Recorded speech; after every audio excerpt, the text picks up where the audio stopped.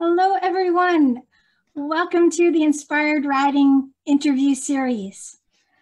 Let's all take a nice deep breath together first. Let's breathe in, breathe out, relax your shoulders. You can put your hands over your heart if you like. Sending tons of love to all of you.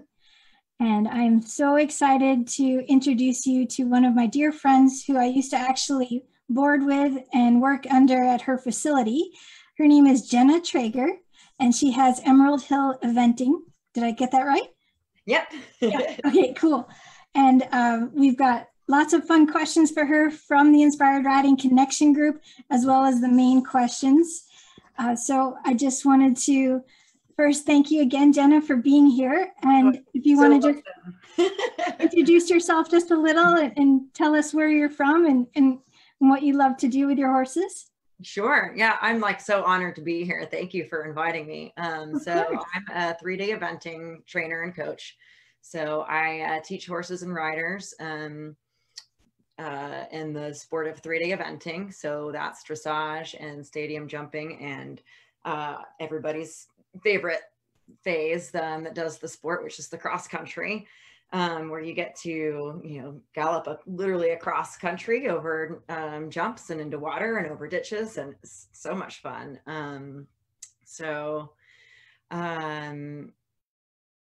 yeah, I take, green horses and teach them up through levels, seasoned horses. We compete and train. I also take care of all of the horses that are in my charge. So all of the feeding and so I have a really solid connection with all of them and all of the riders as well. Everyone takes multiple lessons a week, and then I do, training rides, and it's a very small group, but a very, very tight knit.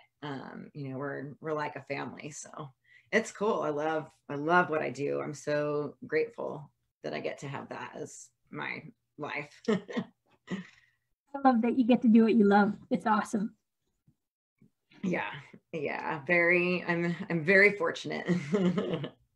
So we're going to start with a fun question. If I handed you $10 million right now, what would be the first thing you would do? The very first thing I would do is panic. A lot of money.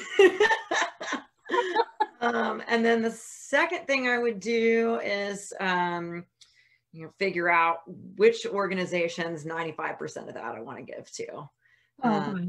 That, in my personal opinion, is too much money for one person. So, I would definitely want to give back to the sport of eventing. They're doing a lot with like frangible technology. But we need the funds to, continue developing the science. It makes the sport safer for the horses and riders, so that the fences actually come down with the. I just got chills from that. That would be amazing. Yeah. And they've already been, raising tons of money. I think they've raised over $500,000, but I would give, like several million of that and be like, okay, we're gonna totally, make this 100% safe. And love that idea. I would want to donate to any, thoroughbred rehabilitation programs for, off the track thoroughbreds. It would be also a really cool dream of mine to open a equine spa. They have them. They're like they have, where they swim the horses, and they have the like aqua treadmills, and it's like, rehabbing and muscle building for performance horses. It's really cool. I had one of my horses went to Equicare in is it in Lampasas in Texas for a while, and like they love it. They love doing the swimming, and they've got like the treadmill thing, and does it take them a little while to get used to the swimming? They actually pick up on it pretty fast. Okay. Like water that they come into that's like chest high, and it's got like a treadmill thing, and then they go on that, and they've got like this like dry treadmill that can do the incline, and they have a blast on that, and they have like the laser red light therapy and the magna wave therapy, and just I think that for, you know, for high performance horses, they need extra support. And being able to offer that would just be like such an incredible experience. And they love it too, you know, and it helps with the horse's fitness. And you know, it's also helps with their longevity, because if they're in the water, that's less strain on the joints, but helps with the fitness. So yeah, that would be cool. Love that. That's a really fun thing to do. Yeah. Maybe we can add that to my big facility. You can come run it. There you go. Yes. We would probably have a house, you know, with tons of like rescue cats too. You know, my wife and I like love cats. So you would have like a giant cat rescue kind of a thing. Brilliant. Yes. Oh, my friend Jenna said something similar. So that would be a good, yeah, we could join forces. To connect with. I love it. Love the kitty cats. We have 7 at home. Oh, wow. That's awesome. A large amount, but they found us. You know, we didn't intend to have 7 cats, but they're, you know, I mean, we don't have kids, we have cats, and they bring so much joy. They're wonderful. Yeah, yes. It's a lot of cleaning. It's kind of like having a zoo. Yeah, I would think so. So besides taking care of all the horses, then you also have the cats. So yeah. Fortunately, Maddie helps a lot with the good with the kitties, but yep. Nice. And you have the one dog, Giovanni, right? Yes. Yep. The one dog, the one lone doggalo. And does he get along with the cats? He does. Yeah. Nice. He does. Yep. And does he still come to the barn and hang out with the horses? Oh yeah.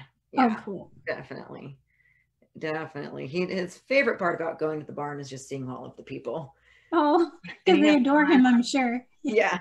And he has his one barn cat friend. And, that's fantastic.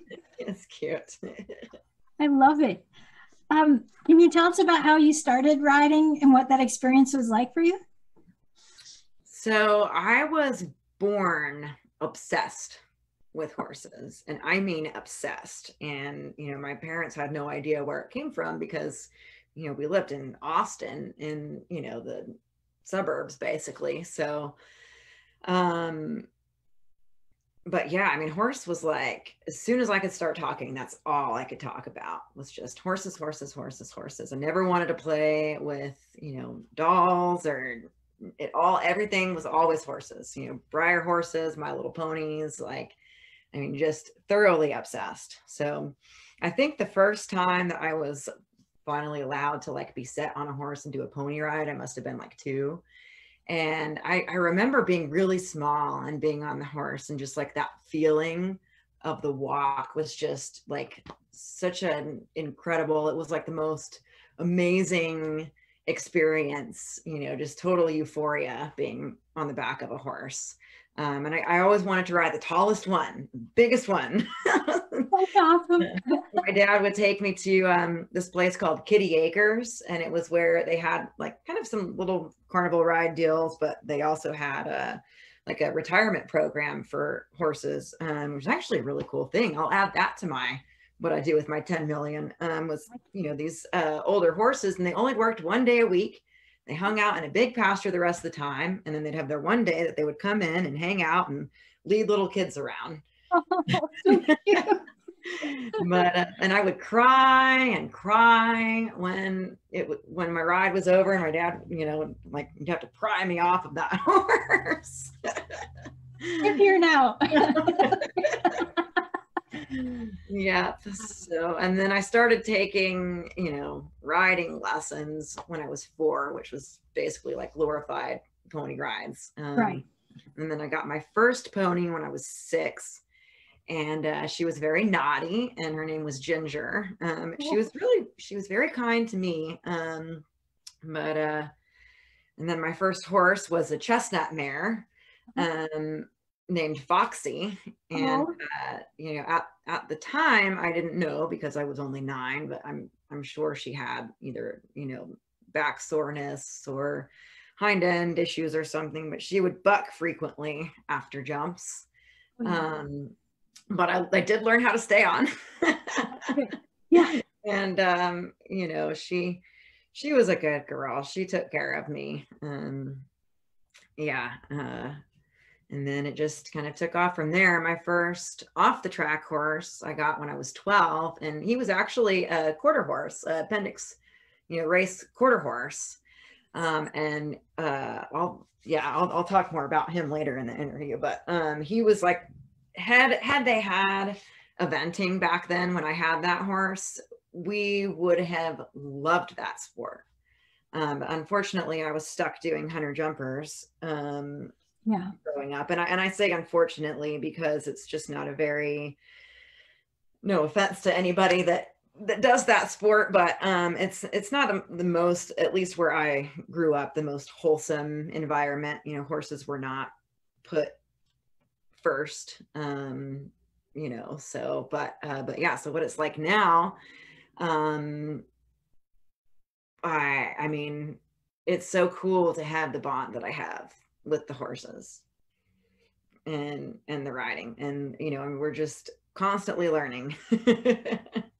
That's just it. And that's what makes the best horse people out there, is when you're open to continually evolve and grow. Yes, Yeah. yes. And I have to say, I love so much about inspired riding, about the connection and the listening to the horse and the intuition side of it, because that is huge. If you can really connect while you're riding, it opens up so many doors. Totally does. Yeah, at this point, I don't know what it would be like without it anymore, because I feel like we're just talking all the time. But I think about now when I was younger and it was just this horse, you're just going to do it. And there was no conversation. It was just me being taught to dominate. And and now it's like, I can never do that anymore. It's like a total shift. But we do have conversations like, okay, you can make some decisions, I'll make some decisions. It'll be a together thing, you know. You don't get to make all the decisions all the time, because you know, otherwise he'd pull me back to the tie ring after 2 minutes after every ride. Exactly. I mean, what we're asking them to do is not natural, right? I mean, they would like to be in their herd and eating and roaming, you know, miles and miles. But yeah, the compromise is important. I have a horse that's new to my program that's a coming 5-year-old off the track thoroughbred, beautiful black, 17 hands. Our compromise today was he was allowed to go as fast as he wanted to go in the gait that we were in. We wasn't allowed to like flat out gallop, but I got to decide where we went. Nice. And then eventually he relaxed and went at a more normal pace. But, you know, being a thoroughbred, you have to let them be forward. You have to go forward. And that's how their mind will start to relax. So I wasn't, you know, the last thing I was going to do was tell him what speed his feed could go. Try to bottle him up. Right. Yeah, exactly. Yeah. But we did have to go where I wanted to go. And I did listen to him about the areas of the arena that were spooky. So we waited until we were feeling good about it to go down to the scary side. And then by the end of it, he was stretching with his head down, trotting beautifully. I mean, that horse is going to be a showstopper. He's a tremendous. Exciting.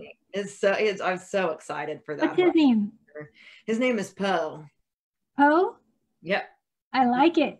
His show name's going to be Telltale Heart. Oh, I love it. Yeah. So fun. Are there any life lessons that horses have taught you? I think pretty much 90% of my life lessons horses have taught me. Gratitude and humility being the top two. You know, with horses, you have to appreciate, you know, when the times are good. You know, you've got to, you know, every little moment, you know, and even if it feels like you're not making progress, you know, like you are. And, you know, when the times are, when you're in that flow state, you know, and appreciate that. And then humility, you know, there's really not a whole lot of room for ego with the horse human partnership. you know, I don't say humility and being humiliated. I say it in like being humble. Right. You know, horses are very humbling. And patience. Patience, a lot of patience when training horses, and people too. Oh yes. You know, but horses have taught me probably all of the patience that I have, because I'm not naturally a very patient person. So I totally get that. And I think actually that was something Jenna had talked about. We were mentioning about that. And it's not necessarily that it's a patient, that you're not patient. It's just that you're so excited about stuff. right. You can't wait for it, you know? Right. Because that's what happens, especially with horse people. Like, we want to get to the good stuff, you know? Yeah. But there's where you come in with the gratitude part of it. You know, Exactly. appreciate the process. Totally. Appreciate, you know, like I've got this other young thoroughbred that I picked up off the track back in September, named Tommy, and we couldn't steer when I first got him. Oh my gosh. And, you know, so just like now we can do circles, and it's like the most amazing thing. I mean, being able to do like a figure 8 on him is just as thrilling as like jumping a 1.15 meter, 1.20 course on my seasoned training horse. You know, Totally. it's so cool. Every little moment is a win. I love that. Yeah, absolutely. The right lead canter, I mean, he's getting it. I'm so proud of him. We used to call, was it like Indiana Jones and the quest for the left lead or something, right? Like that. Well, with the thoroughbreds, you know, that have raced, the only time that they're asked to do a right lead canter is out of the lead change going down the backstretch. Right. So they're not picking it up from a trot. And then when they do pick it up, oftentimes they'll then want to kind of book it, because they'll swap, you know, down the backside and then haul ass, you know, to the finish line. That's a good point. That's a really good point. Now I think about the physics of it. Yep. Yeah. So Tommy was like, oh, we don't run after I can not run. Wow. Like, this is so cool. I was like, yeah, it can be that easy. I love that. It's so cool when they have those light bulb moments too. Yes. I love that. And with the riders as well. That's so exciting. Oh, yeah. And when they both get it together, it's so cool. Angels singing. Yeah. Yes. Exactly. I love it. So yeah, we're talking about all these horses. Have you had a heart horse? And if so, what made them special? So I probably had a lot of heart horses. Yeah. But my first like heart horse was my first off the track horse, that quarter horse that I got when I was 12. His name was Jet, and he was out of a Easy Jet line. And his race name was Easily Uno, which I should have kept, but being a kid, like I was like, that's such a cool name now. But and he actually did win his maiden race, but he must have had an accident in the starting gate or something, because the top of his withers were kind of smushed, and he had like one of his cheekbones was kind of smushed. But man, I did everything on that horse, like, and everything. We would ride over to my friend's house, because she had like kind of a big backyard, and take off all the tack and take off our shoes and our helmet, because we were dumb kids and no one was watching us, because this was, you know, like 90s. And just go as fast as our horses could go. And that horse, he took care of me, man. I mean, we would jump just random stuff that we could find, picnic tables and, you know, rock walls. And he was just a saint, that horse. And we didn't really have eventing in Central Texas as a kid, so we never got to do that sport. And that's what we really would have excelled at. Sounds like you kind of did it on the side there. Yeah, we did. Exactly. And I took him swimming. Oh, that was so incredible. Oh, wow. The first time I ever rode him, actually, we went out on this like trail, and there was like jumps, and we were like, you know, he was kind of taking off with me, and we were just jumping jumps, and I was just holding on. And I thought this was like the best, you know, coolest thing I'd ever done in my entire life. he'd been sitting for 3 months. And then, and the lady that owned him at the time was stupid enough or ballsy enough to just throw me up there and make me oh, but yeah, oh, I loved that horse. He was really something. Yeah. So cool. How did you get into eventing then? How did I get into eventing? That's a good question. Well, I know that I had heard about it when I had that horse because the woman that I got him from had done it in a different part of the country. And I was like, that is so cool. I have to do that. But, we didn't really have the internet back then, so I couldn't really find anyone that did it. And it just didn't exist in Central Texas, and few and far between in Area 5, which is our area. So I want to say it wasn't until I was in my mid-20s that I kind of started to feel it out a little bit and go in like cross country school. And but I didn't get like seriously into the sport really until the last like 4 or 5 years. Wow. Okay. Yeah. I think that's right. Yep. Yeah. Because when you were at my barn, I wasn't even fully doing, like I was kind of doing some, but I mean, now, we're doing USEAs, and we went to the national championships last year, and that was so cool. Yeah. It was really cool. I left Kentucky. It looked amazing. Mm-hmm. So let me get to the questions now from my group, if that's cool with you. Yeah.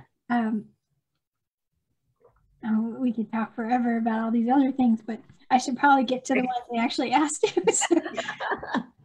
So Sunshine wanted to know, I'd love to know where to start. The baby basics, how to get the horse to love it, and how we get in shape mentally and physically. There's a lot of questions there, but yep. Okay. So let's see. How to get started from the beginning. I mean, there's the way you would get started with anything. Eventing has, I mean, even before you would, go to an event, just kind of get your feet wet with, doing some little jumping, trail riding, is your horse safe to ride outside of the arena? You don't have to go very fast at the lower levels, but you do want to feel safe, walk, trot, and canter out in the open for the cross country. And the dressage phase in the beginning is pretty simple as well. You want to make sure that you can make a 20-meter circle at walk, trot, and canter. And then stadium jumping, the courses are fairly simple at the lower levels. You won't have any related distances. So, you won't have to worry about, one jump and then, 5 strides later, another one. They tend to be kind of flowing. So that you want to feel comfortable being able to jump about like 2 foot, and then at the lowest level, I think the fences are like 18 inches.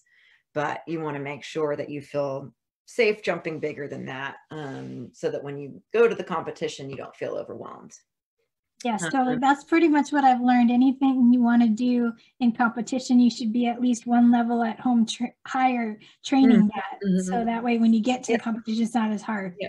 And if you're wanting to just like not compete, but just, ride for funsies and do the 3 level, the 3 phases for funsies, again, it's going to be the same thing, like, riding out in the open for the cross country, doing, some little jumps, riding in a dressage arena and doing some, basic transitions, walk, trot, canter, free walk, and how to have your horse enjoy it. start slow. You cannot screw up a horse by going too slow, but you certainly can by going too fast. So, I mean, you can even just walk over. I mean, definitely start with just a single pole on the ground, just walking over poles and a clump of poles, then, you know, like a little log, you can walk and, you know, walk, trot, and canter over, you know, the little poles and clump of poles, and then just slowly build it from there.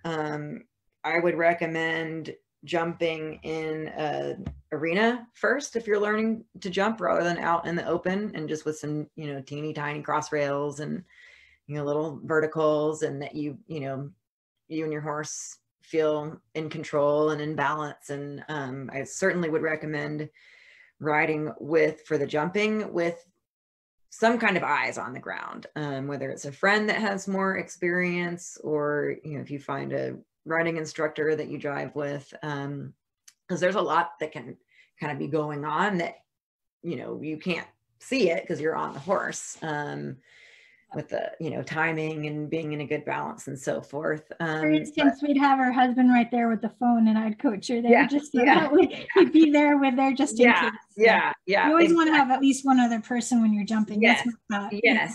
Yeah. And for safety reasons too, right? But and then the horses, you know, not all of them are going to be just a natural ability jumpers, but you know, you introduce it to them slowly, as long as they don't have any soundness or pain related issues. A lot of times they really enjoy it, and they'll let you know. They'll let you know if they like it or not. You know, if they're you know, getting antsy and tense, and, you know, that kind of thing. You'll be able to tell. And her horse in particular will aim for the poles because he gets excited. He's like, let's do it. Yeah, that's what I was going to say too. Really cool. Yeah, and I was going to say too is, you know, being excited and being forward is different than being tense and nervous. So being able to tell the difference between those two. And then what were the other? I forget what the other questions were. How to get into shape mentally and physically. That's okay. So to get in shape physically, cardio, however you want to do cardio, and wall sits and squats are your best friend. And Pilates and yoga is a good, you know, kind of body awareness, which is important. And then mentally, I would do, you know, what you've talked to everybody about, Beth, where you do it mentally first. Visualize it. Visualize it. Yep, absolutely. That's huge. Yep. And all the meditations I've got will help with that too. So yes, yeah. Absolutely. Cool, thank you. All right, so this kind of is a very same idea. This is Lisa. Her question was how to evaluate your horse if they're physically suited to jumping. She has horses that are 15 and 16 this year. She'd most likely only jump recreationally. There's a small event course locally that has a very reasonable ride and that she can do. Okay, cool. Yeah. So, like I just said, pretty much any horse can jump over a 2-foot obstacle. You know, even like massive Belgian draft horses can get themselves over a, you know, 2 foot. But just go walking over. Yeah, exactly. But what you want to make sure of is that they don't have any underlying soundness issues that could create pain from jumping. So, you know, make sure that they don't have any hoof soreness or hoof issues or any front limb issues for that matter, old tendon, you know, or ligament strain, suspensory, you know, anything like that. I mean, as long as you're not doing tons of it, I wouldn't worry too much about hind end arthritis. You know, all horses at that age are going to have some kind of arthritis, but you know what they say, motion is lotion. Yeah. And, you know, if they have a good canter, because a jump is an extension of the canter. So if they're really comfortable in the canter and they enjoy cantering, they're probably going to enjoy jumping. If they don't like the canter or they're not very balanced in the canter, I would say, you know, to work on the canter to be more balanced, or just maybe jumping isn't that horse's thing to do. Also work on the adjustability at the canter. I think that's another huge thing. Yeah. So once you have your balanced, steady canter, see if you can open it up and collect it. Yeah. Accordion exercise. Yes. And then that's how you know you're really going to have more impulsion for the jump too, which will help. Right. So right. Exactly. Well, and that's such a good strength training exercise as well. Yes. You know, they've got to have their backs up and really carry themselves and the rider. So, and too, if you have that, you can control your horse for jumping. Exactly. You don't want to just be like bending their spine around and then they get all hollow and you're like, yeah, this isn't working. Yeah. that was the technical term. Yeah. I like it. Oh my goodness. Thank you for that. Let me just see real quick. There's a couple more. I know we're running closer to overtime here, but you don't mind keep to go. Yeah, no, I'm good. Cool. Yep, I'm done for the day. All right, so Gemma, this is so cute. She says, so jumping for any other reason than a path and obstacle that we can't go around is a concept wholly foreign to me, and I'm in awe of those who do it. So I'd be interested to hear why eventing, and in what ways does it ignite the soul? How does the body feel while flying? I love this question.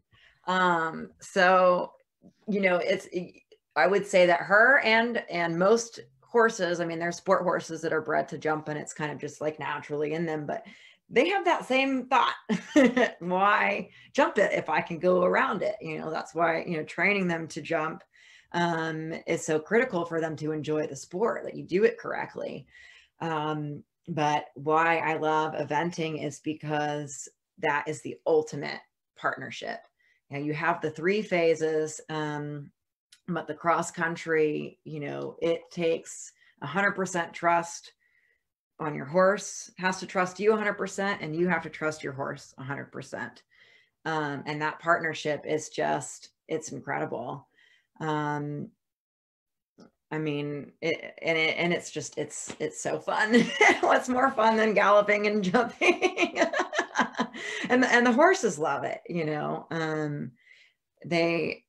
It's like all, you know, all of my horses that make good eventers are, you know, like me, they're adrenaline junkies, and their ears are just perked the entire time, and they're, you know, hunting for the next fence. And you know, you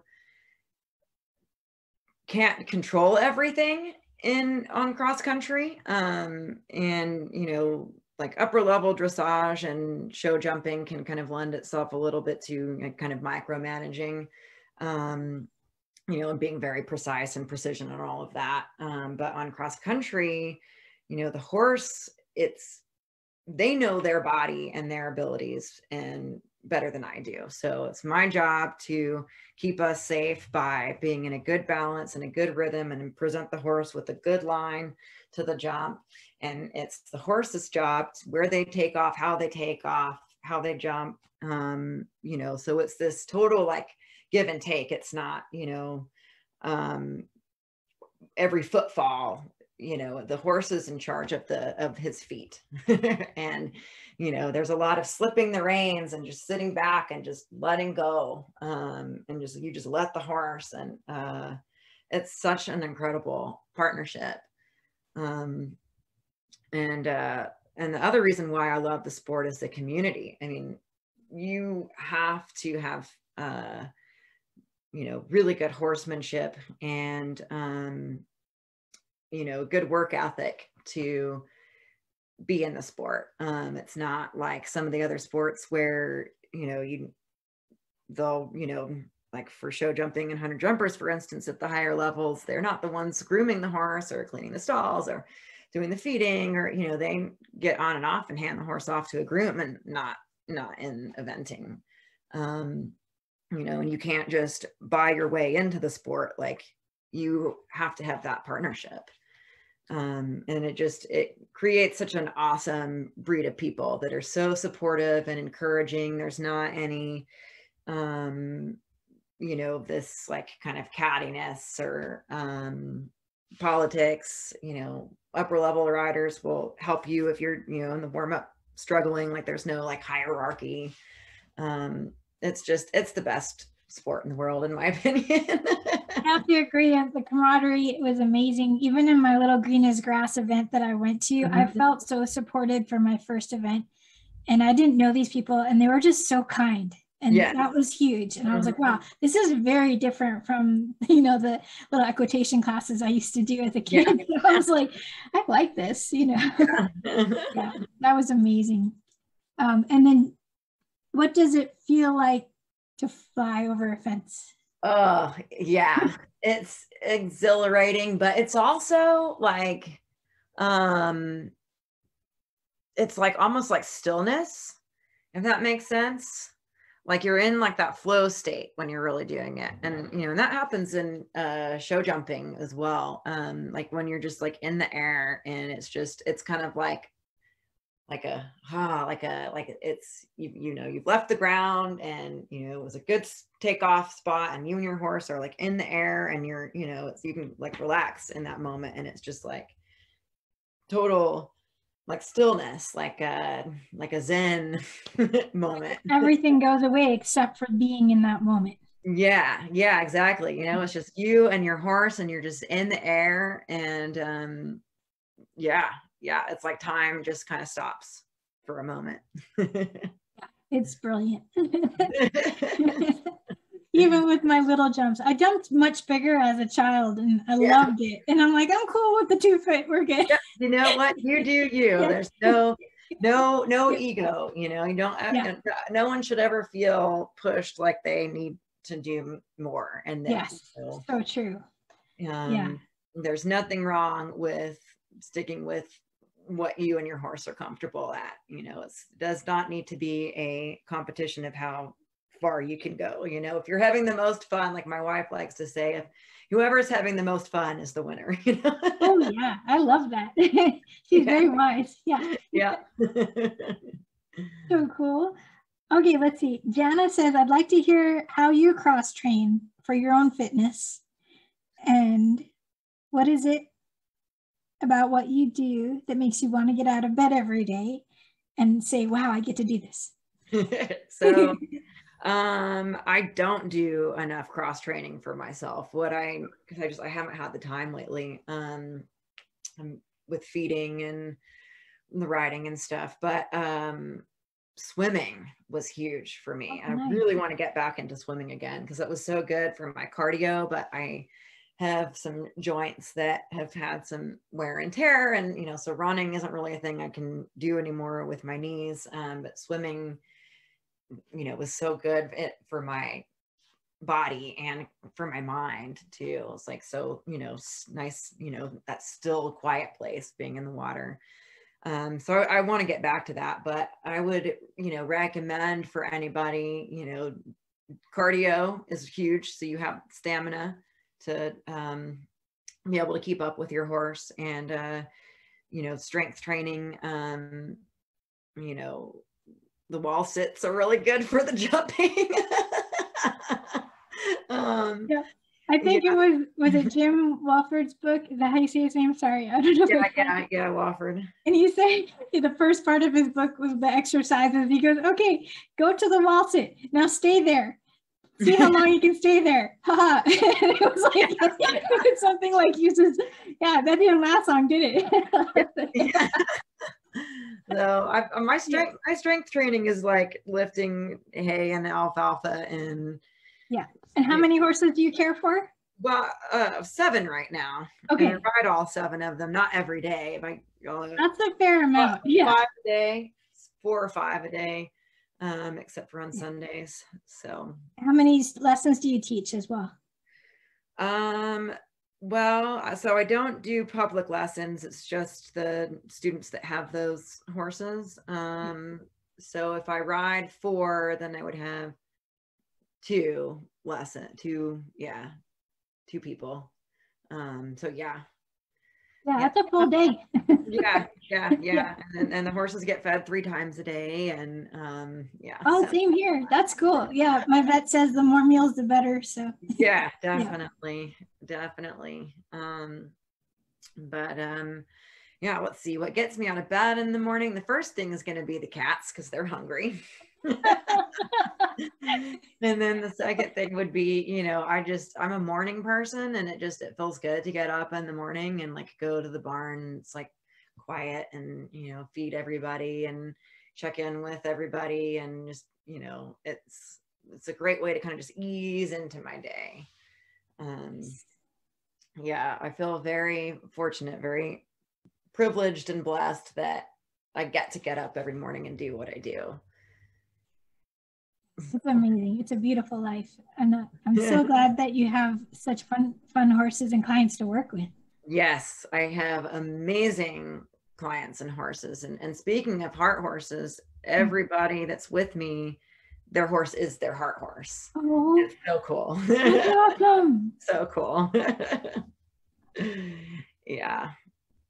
Maybe you should have create like a heart-shaped emerald for everyone or something. Right. I don't know. That just randomly came in. To go with the emerald pill. Right. With a heart over the Pegasus logo or something. That's cool. Are you taking any more clients now, or are you pretty full? Or? I would say I'm pretty full, just because I'd have to hire somebody to help with the feeding and the tacking and the untacking. And I have had people work for me, you know, many times in the past, but right now it feels good to be doing it myself, especially while there's a transition with the ownership and the management at the barn. So I really like being there with the horses, and you know, it further increases, I guess, the bond that I have with all of them, you know. Totally. Feeding them and being the one that's handling them, and, you know, doing all of the things. So so yeah, I mean, at some point I'm sure that I'll take on more, but for right now I think this is perfect. That's good. I'm so glad. That's awesome. Yeah. Cool. Well, I have one last question for you. Actually, 2. One is there anything else you'd like to share that I didn't ask you? I guess the way to go fast is to go slow with horses. You know, like what this group is very familiar with, you know, learning to, you know, listen and trust your horse. Yeah, and the other thing I would say is, if you're curious about eventing, we always need volunteers. So if you know, just look up, you know, you could go to useventing.org, or for the US, or, you know, maybe just Google search, because there's like schooling shows for different areas. Like for us, it's the Greater Houston Combined Training Association. Okay. And our sport is the most expensive to put on, with the cheapest entries, because of volunteers. So we always need people to like sit at the jumps, and, you know, on cross country, and radio in that everybody, you know, makes it over their jumps, and, you know, help jump crew in the stadium. In the dressage, they're always looking for scribes and score runners. So if you're a scribe, it's very cool, because you get to like sit next to the judge and then write. You learn so much that way, I would think. Yeah, exactly. So that's such a great way to see if the sport is something that you're interested in, to learn about it. And it's a lot of fun volunteering. It's like I said, eventers are just good people. You know, it's such a like welcoming, inclusive environment. So yeah. Love it. Okay, so last question. If you could put a billboard up for the entire horse world, what would it say? So I would say, for the entire horse world, like industry, I would say the horse must come first. Unfortunately, that's not often the case in industry. If you're talking about, you know, a lot of, maybe not so much in eventing, but in some of the other elite sports, and, you know, racing and, you know, Racing's a whole other bag. Yeah. You know, it seems like money comes first and other things, people, and, you know, and then the horse is not. So like the horse must come first, because what we ask them to do is absolutely incredible. And the fact that they let us do what we do with them is a huge privilege. In fact, they let us sit on them is amazing. Yeah, yeah, exactly. I mean, if you really think about it, you know, and nothing makes me crazier than when you hear things like, you know, the horse is like here to like be a service to humans. Like that makes me so mad, because they're not. You know, it's a privilege. So it really is. And then like what I would say to, you know, maybe because this group, that's already the case. Everyone here is putting their horses first. So I would say maybe for this group, say to learn to practice stillness in the midst of chaos. Our horses are always looking for us to, you know, guide them and be their leader. And if we're able to be ground and find stillness when they're uncomfortable or upset, or, you know, if there's lots of busy things going on, like right now there's construction at my barn, so I'm having to you know, and I say, you know, practice, because it is a practice and it's not something that you could ever, you know, fully perfect. So it's something that I've been really working on a lot myself. So yeah, I'm so proud of you. And you've given me awesome feedback for my journal and the Focus app with the meditation. So I really appreciate you doing that. Oh, yes. Yes, I love it. So cool. Well, I'm going to create a billboard with both of those statements on there for you. So. Yeah. Because I think they're equally important for all horse people. So right. Yeah. Yes. Well, this has been so fun. This was awesome. You took the words out of my mouth. Thank you, Jenna. Sorry for the beginning craziness, but you know, that's life. So hopefully it'll be on there and I'll look back and see some comments. So. But it was great to catch up with you, and yes. Hopefully I can have you on again and maybe even chat with my private group. So that would be really fun. Yep. Yep. Cool. Anytime. I loved it. I was looking forward to this for weeks. Yay, so good. Me too.